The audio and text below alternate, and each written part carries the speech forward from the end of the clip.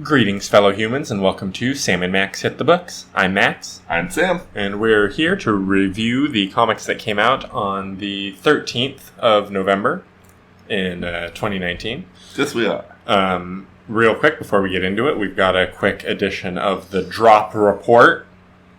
In this edition of the Drop Report, I just want to let everybody know that we will no longer be picking up Superman after this issue. So this is it. Bye, Bendis. For now.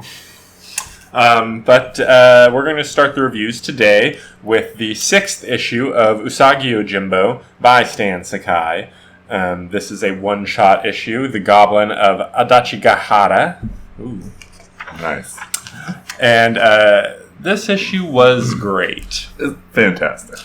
Because it does what so few Usagi comics tend to do, which is to actually deal with the main plot. The main plot of Usagi was Usagi's backstory. Right. Yeah, he was in this battle with his lord, and his lord was betrayed by one of his generals, and the battle turned, and the lord was defeated, and so that his head couldn't be desecrated by the enemy forces, Usagi had to cut off his head and take it with him to give a proper burial. Is hilarious. And true. That's definitely actually how it worked. No, it's true. In reality, super gruesome. In this, it's pretty funny. Yeah, in the animal heads. And you even he's only really there, in the distance. I mean, you don't get a super good look at him, but you never see Lord Hikiji, the big villain of everything, as far as, the feudal lords parts of thing goes. Nope. Just huge battle. And you're wondering, okay, so he's there, and he's having his memories about, what could happen. And so this is a story about, we finally get to meet the betrayer general, the one who betrayed Lord Mifune at the battle, and is the reason that everything happened the way it did. And he's gruesome. Well, he's a goblin now. His search for the head has resulted in his goblining. Yeah. Yeah. So I guess maybe he was a rhino before, but now he's a goblin rhino or something. He looks like a triceratops to me, but maybe the horns are part of the goblinness. Maybe he was a rhino, because he's very dinosaur-y. He is very dinosaur-y. Which, that's a very good question. I'm not sure what exactly he could be. Yeah, a lizard. He totally seems like a cross between a lizard and a rhino. You know what? Maybe horned lizard is what we're looking at here. Oh yeah, that could definitely be. Yeah, because we have seen Jen in other issues, Usagi's rhino buddy, and he definitely looks very rhino-ish. Right.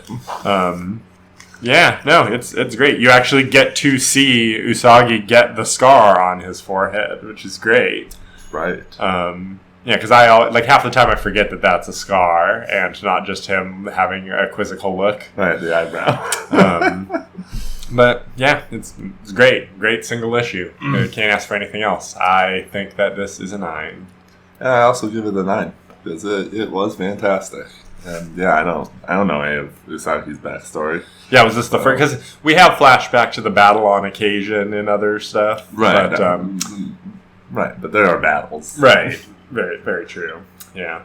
That's the problem with doing it so good all the time, is that it's suddenly one becomes like the other just because it's always perfect. Right. Exactly. But we're going to move on from that to the 18th issue of Hawkman. By acetate cover on this one. I can't remember who's doing Hawkman. It's Robert Venditti, but I don't remember who the artist is. I think it's the very last page. Oh, the credits. Robert Venditti. Nope, nothing.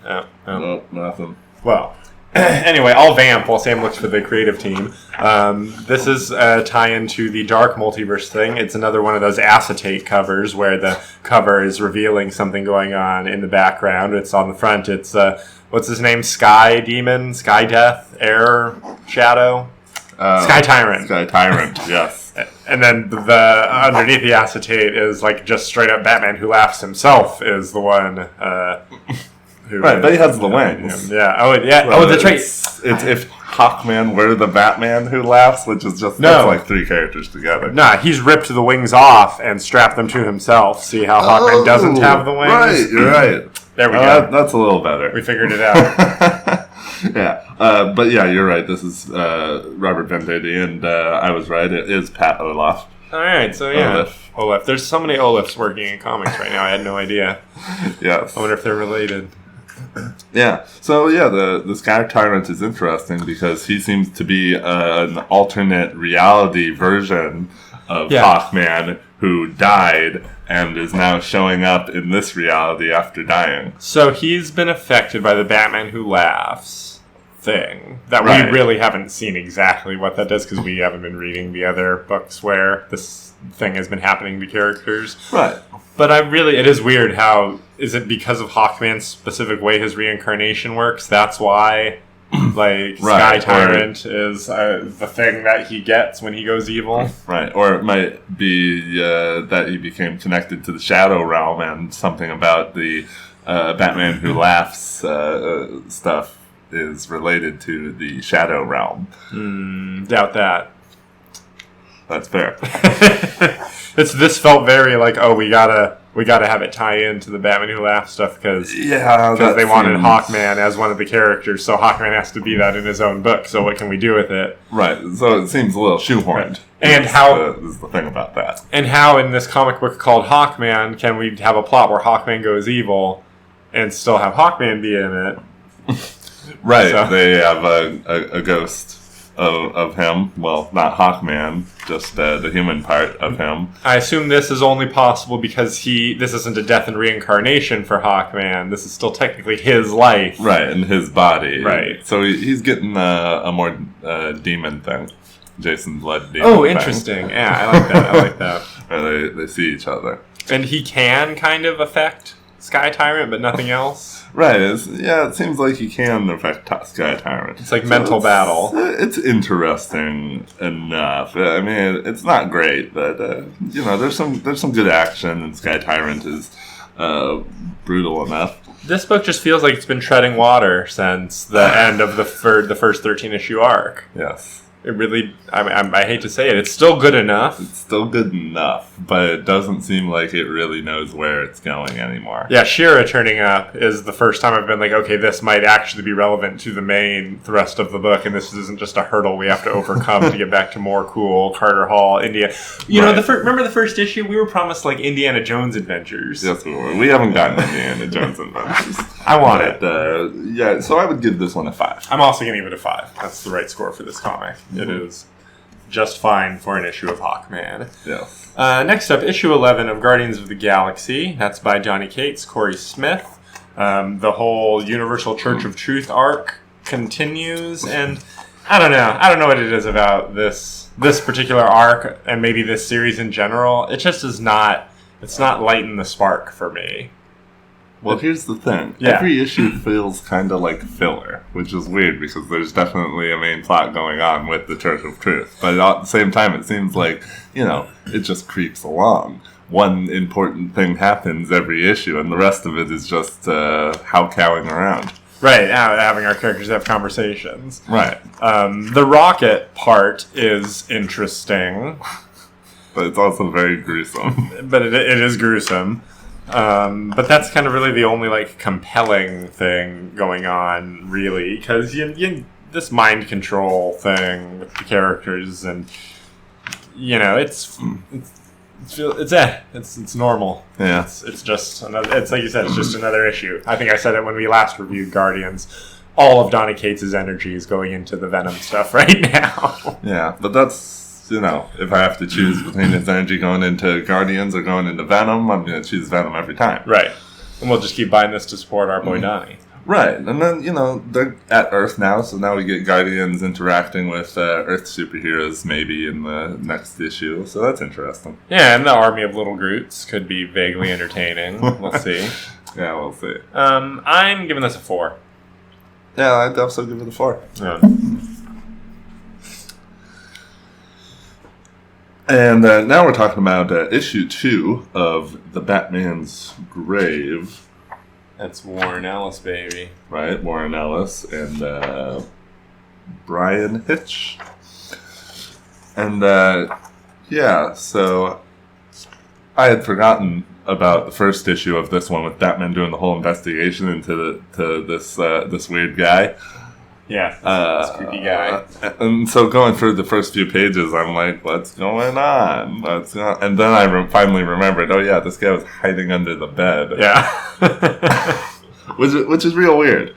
And so many pages of their fight. They fight for a good long time.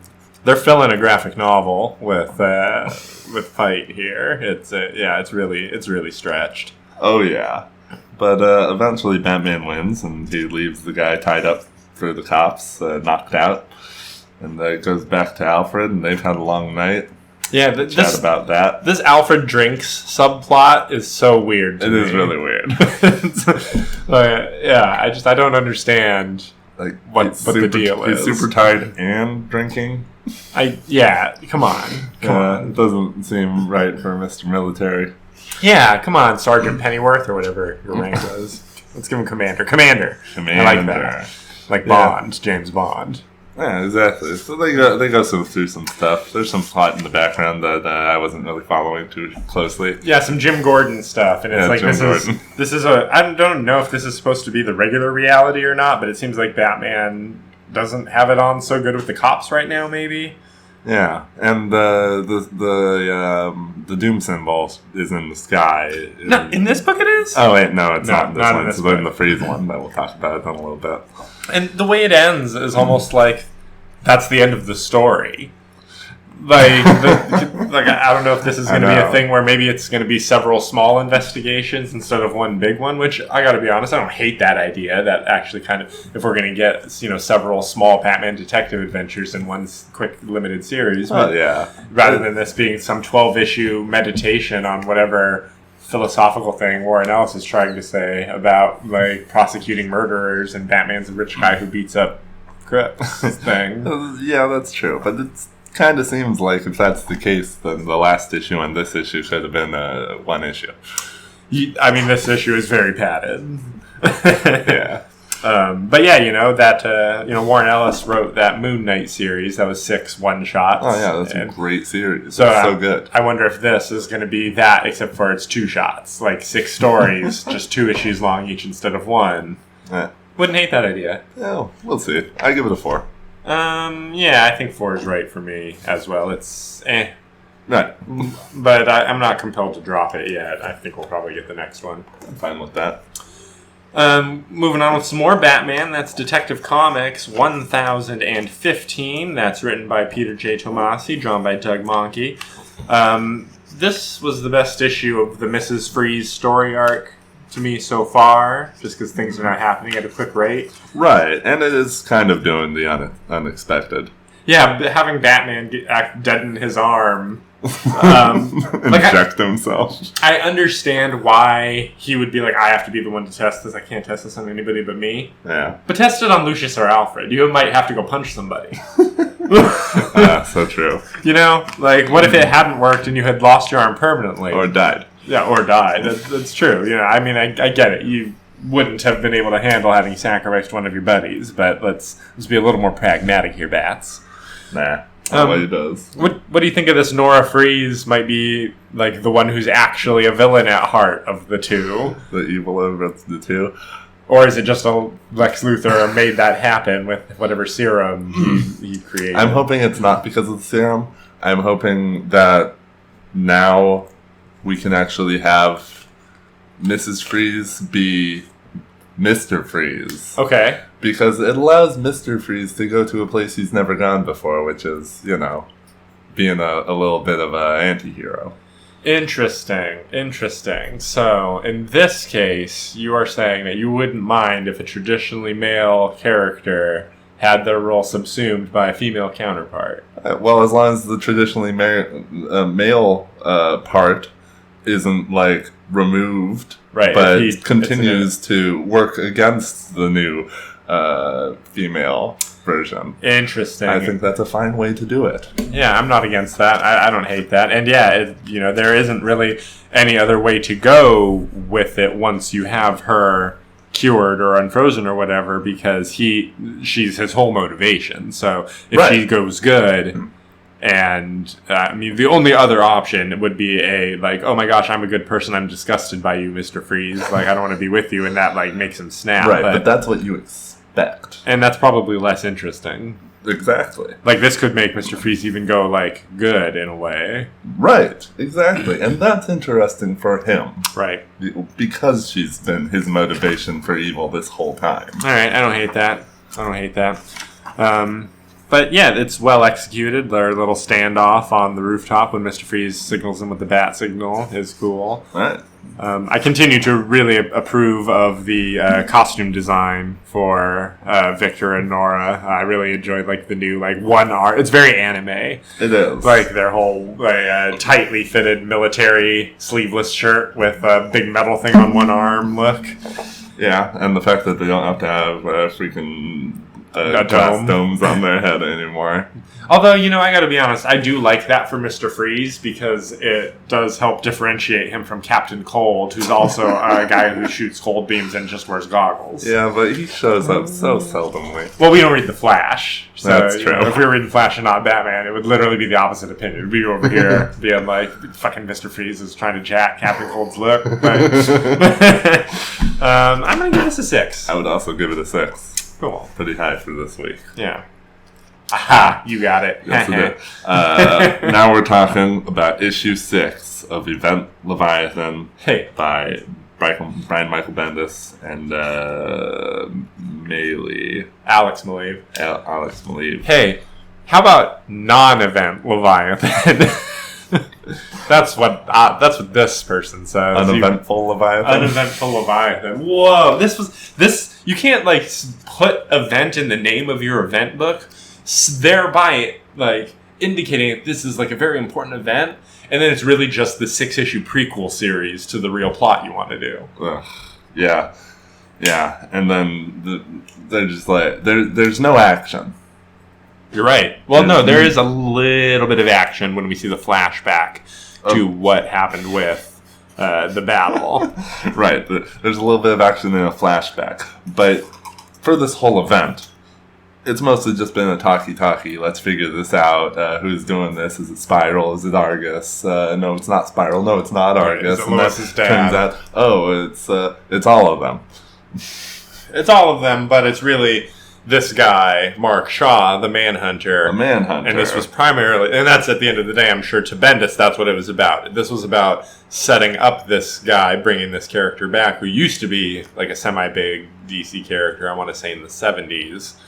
And like establishing that he is a threat so that he can use him as a villain in his upcoming storyline. Right. So he's revealed, and everybody's like, oh, no, he's Manhunter, of course. Right. Why didn't we see it? And Lois's dad is dead. I do think that once he's revealed and we see like his like cyber enhanced thing and his like white hair with streaks, I do like the look. I got to give it that. I do think that Leviathan looks cool.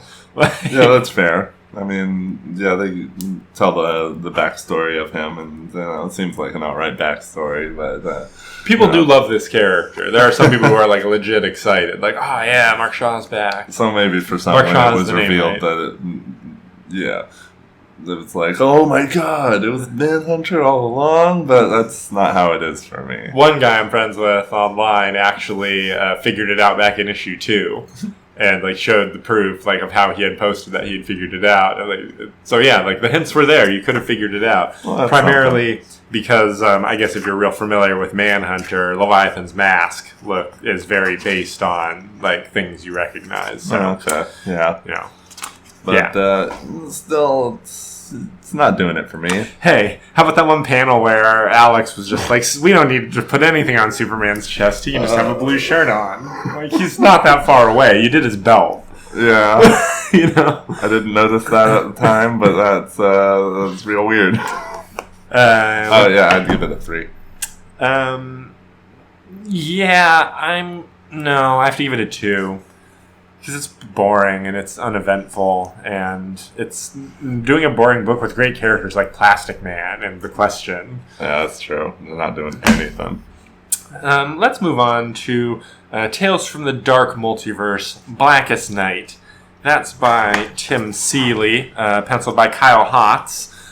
We like Kyle Hotz. He drew that Carnage Mind Bomb comic and various Venoms lately. Yes. And he has a very good choice for this issue about the very bad way Blackest Night could have gone with if Sinestro had made the wrong choice during that event. But really, let's get to the important thing, which is that this is a 60-page issue about Lobo. Yes, it is. And Lobo is awesome. Lobo is intense and so powerful. He is so powerful. Yeah, he's super Wolverine. He is. He is exactly. He likes to smoke cigars and ride a hog and regenerate from anything you think you can do to him. And why is he using a finger to light his cigar? Because it's on fire, because he blasted the rest of whatever that was? Yes. I'm trying to figure that out. It's like the finger emanates a pink light. And I just don't know. That's true. It is emanating a pink light. If it was like on fire and it was a finger, but maybe then you wouldn't notice it was a finger so much, so they made it pink. I don't know. Right. What supervillain's finger was that? But they essentially use their space to show us a lot of Black Lanterns that we didn't get time for in the original event, like the New Gods. So you see Barda and Granny Goodness, and Darkseid is the eventual villain because Necron is manifested in him, because he's, of course, the most badass. Yeah. And it is true. You know, it goes bad because that's what happens in the Tales of the Dark Multiverse books. Yeah. And how about them using... Well, Sinestro using Lobo's regenerative powers and ability to duplicate himself that we find out about in this one in order to restart the universe and basically make Lobo into the entire universe. It's like there's no way they could have known in advance, but it's almost like riffing on the Silver Surfer series. Almost, yes. Because it's the same thing. It's really funny. I quite enjoyed, the world of Lobos. The universe of Lobo creatures. Is every living thing. This was truly a Lobo issue, and I don't hate that whatsoever. Not me either. I'm going to give this a 7. I would also give it a 7. It was pretty good. Good. I liked it. I wasn't expecting to like it so much, and then I ended up liking it a lot. Yeah, and there's only a couple more of these guys. And I don't recall what the remaining one... Oh, there's Infinite Crisis coming up. We'll see if I get that one. Infinite Crisis is not my favorite event, so we'll see. Well, Tales from the Dark Multiverse in general, when I'm picking it up, I'm 50-50 on whether I'm actually going to enjoy it or not. Right, what's this going to be? Exactly. But now we're going to be talking about issue 2 of X-Men. That's Jonathan Hickman and Lionel Francis Yu. Yeah. And this is the Scott Summer Cyclops issue. Book, right. This type book really should have been called Cyclops and the X-Men, or Cyclops X-Men featuring X-Men, or just Cyclops, or Summers. Ooh, Summers. the Summers. Oh, yeah. But that's what we're getting, as right from the get-go, Cyclops is on a mission with his kids, Cable, obviously, and I don't know this other kid. Rachel. You had been going by Phoenix, usually, but I think because she was time displaced, so... is she a future child? But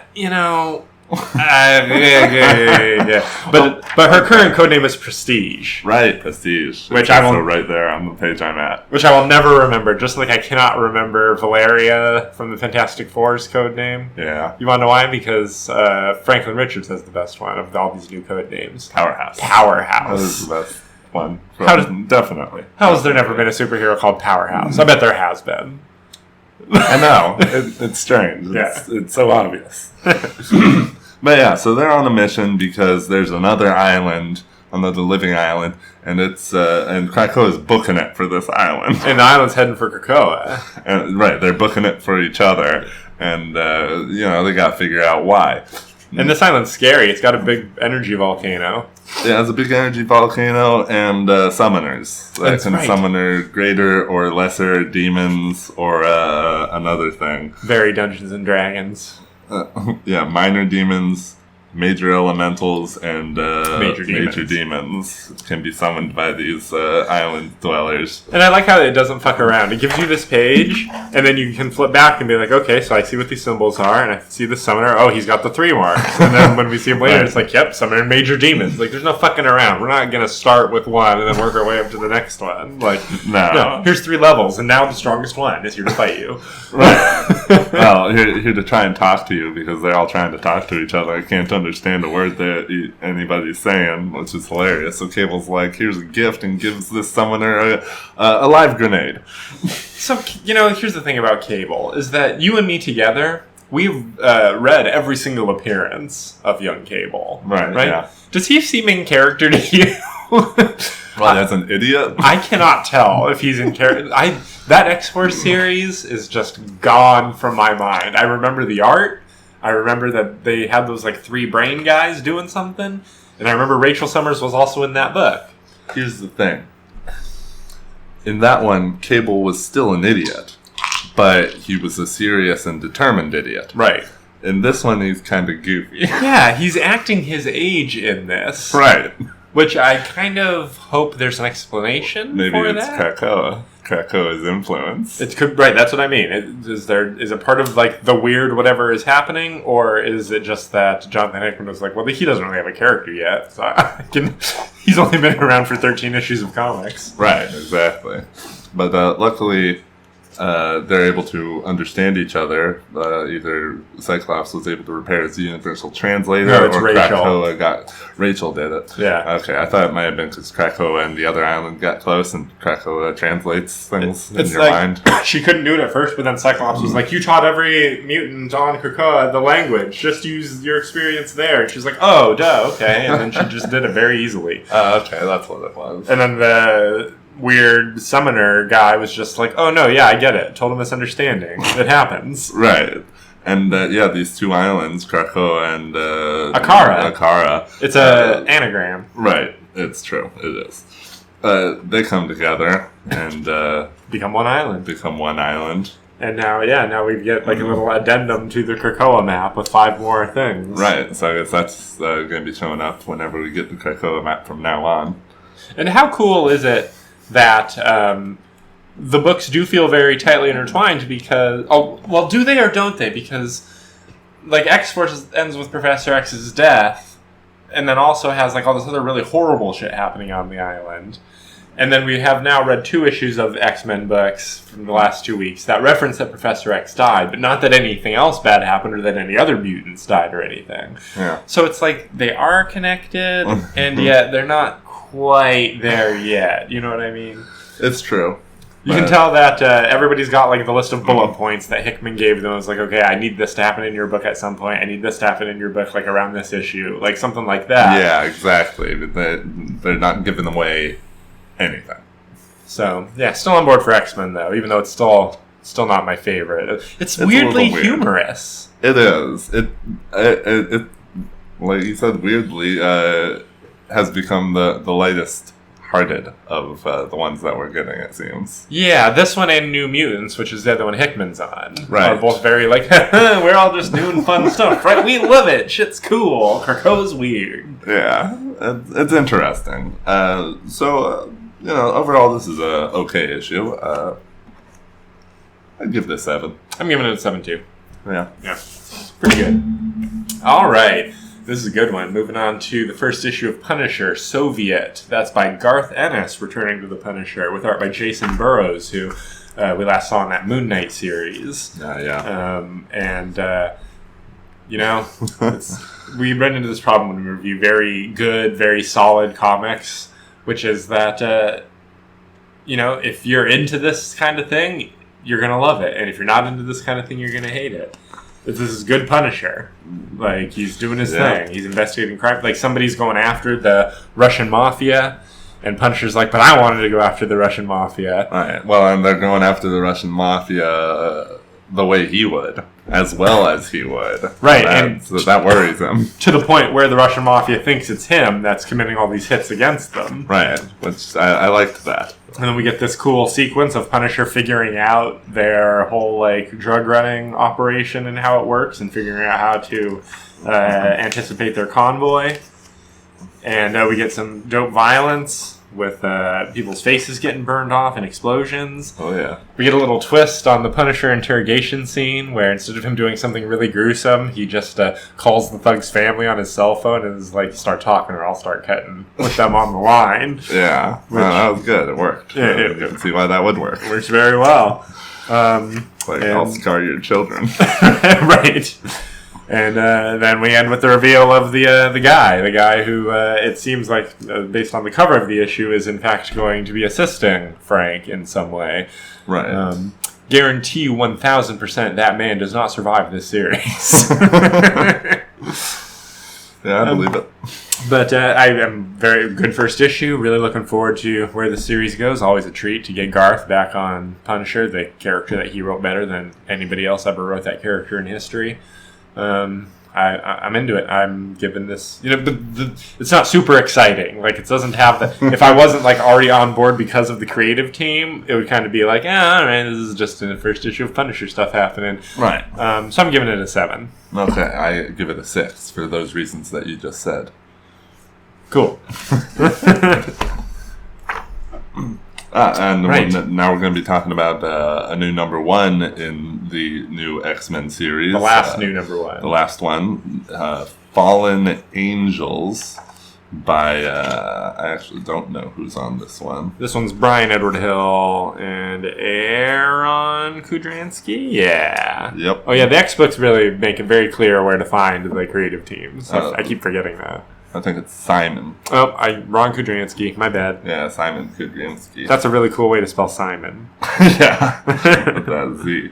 But this is a story about Psylocke, the other Psylocke. This is the most side story of all of the this is so not really connected to the Krakoa plot, and definitely all about the Psylocke plot. Right, and Cable is also apparently on this team, which is interesting. Yeah, well, Wolverine's on the Cyclops team and on X-Force. Right, yeah, that's true. We got Captain Britain is listed. Yeah, so there's some good ones. So Psylocke's been dealing with some stuff, but she wants to get out, and so she goes to Magneto. He's like, I can't say yes. Island's on lockdown because of Professor X's death, which, that's interesting. So he doesn't let her, but he tells her to go to Sinestro, and Sinestro is real cool. Sinister. Sinestro is Hal Jordan's arch foe. Right. Sinister. Mr. Sinister. Who is very... Sinister. He's very classic Mr. Sinister in this issue, much more so than Hickman. Who, I don't know... Hickman, man, is he going for some comedy thing? He is going for some comedy thing. Definitely. Maybe it's as sort of Sinister Secrets? Well... The Avengers run by Hickman is so bleak, it's so dark, that I almost wonder if he's, in particular going for, I'm not going to do that this time. This is going to be, super lighthearted adventure comics. Maybe. Yeah, So also, the art in this issue is pretty boring. Yeah, that's the thing. Too much black. It's really black. I think it's going for, a noir look, but it's not really playing. Too much pink for one thing. Yeah, I think especially based on the cover that you're right. That noir was the intention. Yeah. And they accidentally just got dark. Right, everything's in the shadows, which makes all the action, it doesn't really stand out very well. Yeah. Still pretty good. I enjoy, I gotta be honest, I haven't really read any comics with this character, Quanon. I've only ever read comics where Psylocke was Psylocke, Betsy Braddock was Psylocke, I should say. Yeah. And so having this be essentially just all about her story, it's, may as well be a new character that was just created to me. And I was expecting not to like it. And I ended up thinking that this was a pretty solid issue of comics. I'm interested enough to continue this series. I want to see where this mystery goes. That's true. And the character of Psylocke is is interesting. This version, a little bit more so than I like her more than Betsy. Roderick. Yeah, exactly. Who's a little bit standoffish in comparison. So I'd give this one a 6. I'm giving it a 6 too. All right, so makes sense. We're going to end the week with the final issue that we're going to be getting for now of Superman. That's issue 17 by Brian Michael Bendis, drawn by Kevin Maguire. And as usual with the Brian Michael Bendis Superman comics, no complaints about the art. Yeah, that's true. Some of the faces get a little weird on occasion, but it has a very classic look to things that is good when he gets to draw interesting things. But when he's just drawing Superman, having dumb facial expressions while having a conversation with Lois, and where she it seems like she's squeezing his cheeks while she sort of demeans him a little bit. And all that made me think was if I were to touch Superman, would I be able to move his cheek, or would the muscle in the cheek be so strong that my amount of force wouldn't be, or is it where's the line? Where's the line? You know, is it like Dune's shields where it's if a bullet hits, it just bounces off and doesn't even create a ripple, but if something slower comes in, the skin allows itself to be pressed? Well, maybe if he's he's keeping the muscles relaxed, you can push and pull and whatever. It's just when a bullet's coming at him, he tenses. He doesn't just feel like Ben Grimm all the time to Lois. Right. Probably not.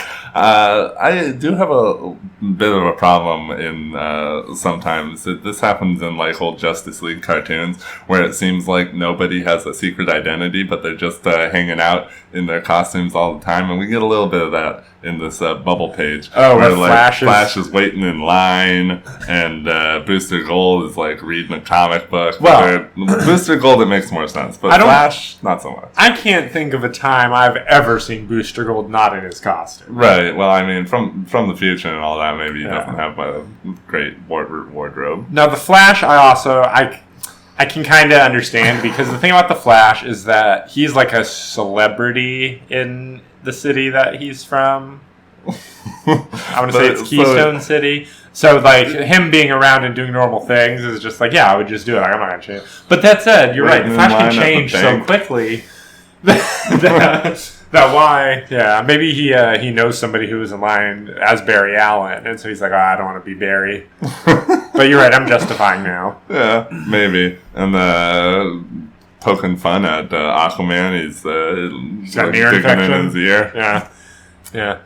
I just wanted to sit and mention that. Yeah, the humor. I don't know, maybe we're too serious. All this humor falls flat for us. Yeah, maybe. Everybody thinks they're so funny. Superman just waiting outside the compound. Yeah, that's hovering. The old, I'm just going to shut this lab down by showing them that I know where they are, and I'm Superman, so they're going to just leave. Yep. Exciting. We get some Zod. This is a weird side to Zod. But Zod is such it's so kind of Klingon, the way that the Kryptonians are now. It's just we have our ways and we're extra tough. But, I respect you. We're all cool, right? Yeah, but it seems like his wings have been clipped. Yeah, a little bit. His little scarf.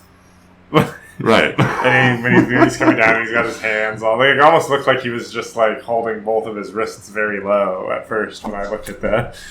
Oh, yeah. his initial image. But, we're dropping it. I'm not sorry. I told I dropped it before I actually read this issue, and there was nothing in this one that made me think that I needed to call the comic book store and let them know that, oh, just kidding. Yeah. Get me back on that. Boring. I'm giving it a 2. I give it a 3. And those 2 points are only for the art. That's fair. Well, that is going to do it for our reviews for the week. Thank you so much, everybody, as always, for listening to us. If you enjoyed this, leave a like, leave a comment. We'd love to hear from you. And we'll be back in the very near future with even more comic reviews. By Grab Thar's Hammer, we will be back.